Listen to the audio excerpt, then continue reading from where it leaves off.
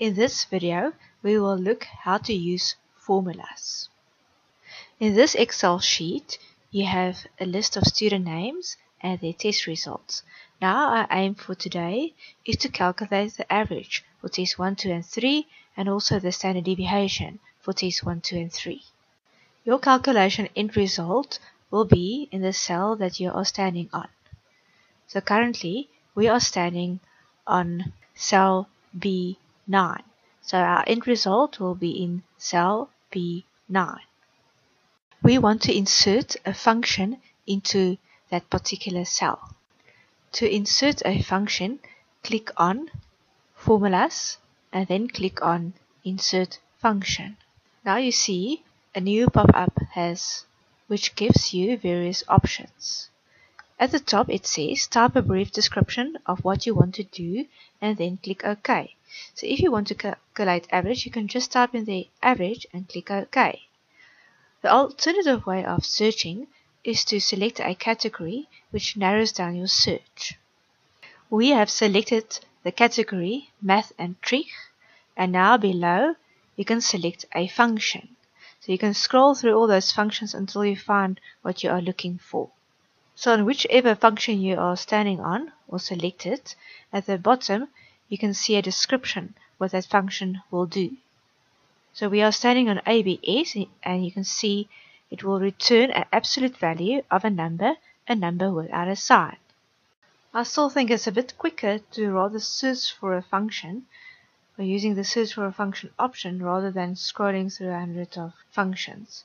So here at the top we are typing in average and then click on go so that Excel can search for a function which will give us an average. After clicking on go, you can see there are various functions which are recommended by Excel. So if you scroll through them, you can see which function will be best suited for your needs.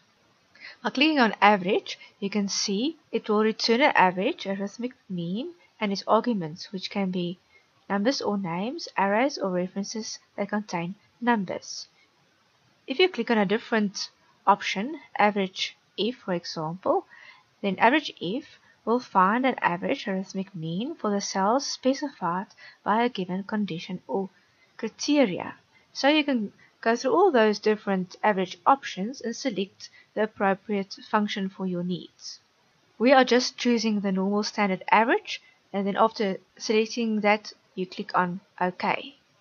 We want to calculate the average for a certain set of numbers, and now we have to select that set of numbers. And we do that by clicking on that red dot on the side. Now you can select the cells which contains the numbers of which you want the average. We have selected B2 to B7. You can see your selection on 3 different places, place 1, place 2 and place 3. Click on the Close button. Here you can add a second set of data if you wish to, but in our case we just have one set of data to calculate the average of, so now we just click on OK. Excel has calculated an average of 58.8 for the test 1 results. The calculated average is now in B9, but we actually would like it to be in B8. So now we can just use cut and paste to shift that answer. So stand on cell B9 and press Ctrl X, which means cut. And then stand on cell B8 and press Ctrl V on your keyboard, which means paste. Now the average has been moved to cell B8. Now we also want to calculate the average for tests 2 and 3. Now you can go through the same procedure that we have gone through, or there's a quicker alternative by using copy and paste. So stand on cell B8, which contains the average, and press Ctrl C, which is copy, and select cell C8 and D8, and press on your keyboard Ctrl V, which means paste. Now the formula which resides in B8 has been copied to C8 and D8, and therefore you can see the averages of test 2 and 3 in cell C8 and D8.